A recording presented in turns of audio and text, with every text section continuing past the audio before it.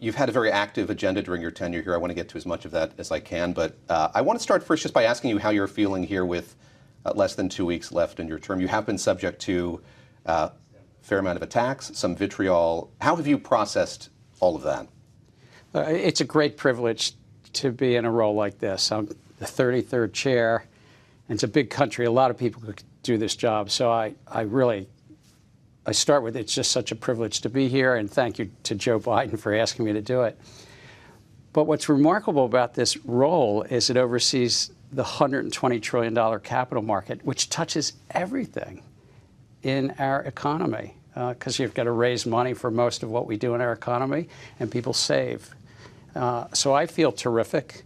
And you ask about the attacks and things like that. That's what public policy is about. You walk into this central square and you debate these important things for 330 million Americans. I've worked over the years with Hillary Clinton on a number of campaigns, and I remember Hillary saying once, like, if you're not willing to be attacked, you can't go into the public square and debate policy.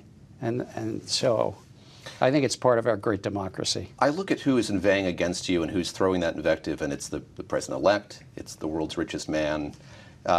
Does it feel different to you than what you, I'm sure, experienced after the global financial crisis when you were at the CFTC? Has the atmosphere, has the environment changed for regulators like yourself? Well, I think it does change. What we do here at this great agency is look out for everyday Americans, people just trying to save for a better future and try to move through things that help them, like we've done, like even shortening the settlement cycle from 2 days to 1 day. Might sound geeky behind the scenes, but it means you get your money 1 day faster, for instance, or getting privacy notices. There was no federal rule that you needed to get a notice if your data was hacked, and we put in place some rules to do that. So we're looking out for everyday Americans, trying to lower the cost of the markets to trade stocks, to trade bonds. But it doesn't surprise me that then there's some in the middle of the market. They're called brokers, they're called dealers, they're called intermediaries, stock exchanges, who they like their business model. And if we're changing the rules to benefit everyday Americans, they might have thoughts on that and object. And that's part of the process. But our clients ultimately, people at their kitchen tables. Let me ask you about one facet of that $120 million trillion. It's a big number. It's a T, with a T. And that's crypto, and you often will point out it's a small sliver of that total multi-trillion-dollar package. But you came into this job, you gave a big speech in which you analogized the crypto world to the Wild West. I guess that makes you the sheriff. So as you get ready to hang up your spurs, is it less of a Wild West? I'm really belaboring the metaphor, but is it less of a Wild West than it was as you leave this office? My daughters, if they ever watch this interview, will ask, where are your spurs, Dad? I think that we've done some good things. Look, I came in, my predecessor, Jay Clayton, who was in this office, had also tried to address this new emerging part of finance. And as you say, it's less than 1% of our overall financial markets. But it was then when Jay was trying to address it, and he brought 80 enforcement actions in this area. We've brought in about 100 in our 4 years. It was consistent. It's maybe about 5% of what we do in our law enforcement. That means there's 95%, in a sense, unfortunately, about other things, scammers and fraudsters and so forth. But in this field, it's rife with bad actors. And let me just split the field into two just for a minute. The public knows a lot about Bitcoin, which is, depending upon its market value on any given day, is 2/3 to 80% of the market value of crypto. And then there's everything else, or some people say Bitcoin and Ethereum and everything else. These 10 or 15,000 projects, they're raising money from the public, and the public's investing, or they're just the public's investing, hoping for a better future. I've been around finance for over 4 decades, and everything in the markets trade on a mixture of fundamentals and sentiment at any given time. But I've never seen a field that's so much wrapped up in sentiment and not so much about fundamentals. And these 10,000 to 15,000 projects, many of them will not survive. They're like venture capital investments. They're not going to survive.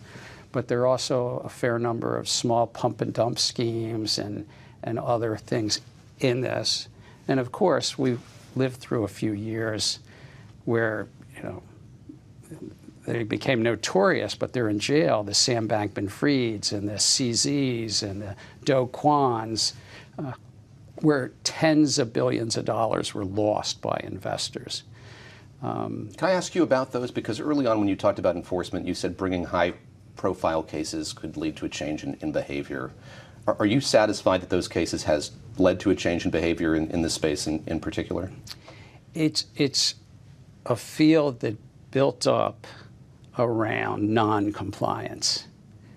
And I'm proud of what we've done, building on what Chair Clayton and others had done previously. I think there's still work to be done, particularly I'm saying about these 10 or 15,000 alternative coins that are there, and the intermediaries themselves. I think there's still work to be done. And I think the public is probably aware of this, and less than 10% of the public invests in this field. I think various Federal Reserve and even we did a survey here, these public figures, it's somewhere between 7 and 9% of the public. Should be aware these are highly speculative, volatile investments, and they're not getting the full and fair disclosure that's appropriate. What we're about here at the Securities and Exchange Commission for 90 years is letting the public decide what they want to invest in. And secondly, that the intermediaries, the brokers, the stock exchanges, the advisors, are giving that advice and doing what they're doing without fraud, manipulation, and so forth.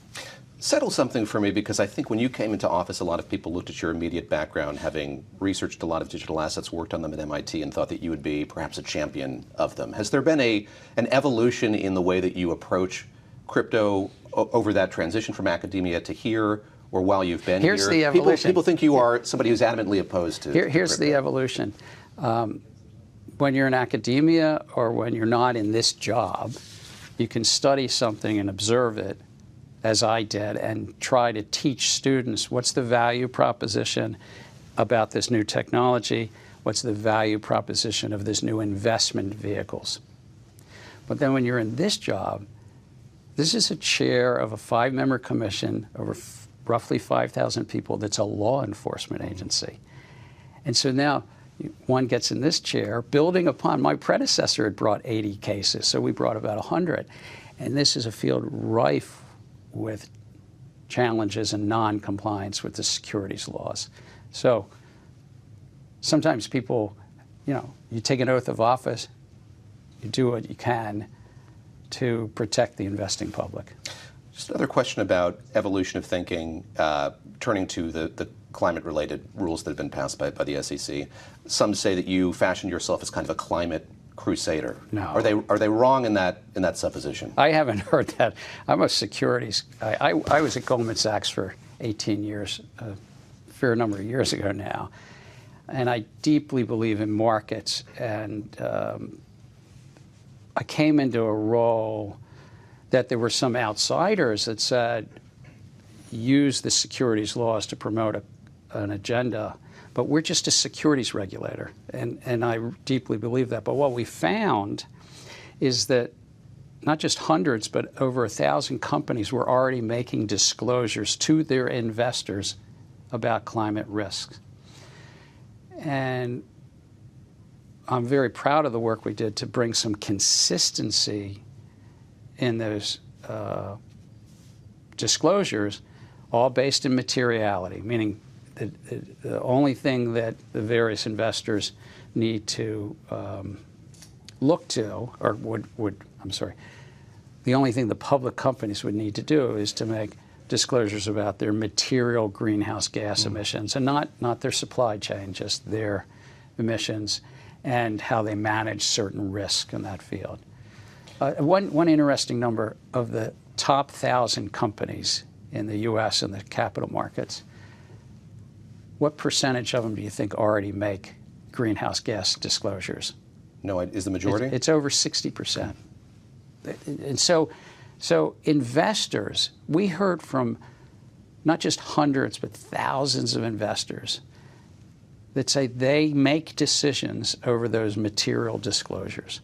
So our role is just to try to bring some consistency to that.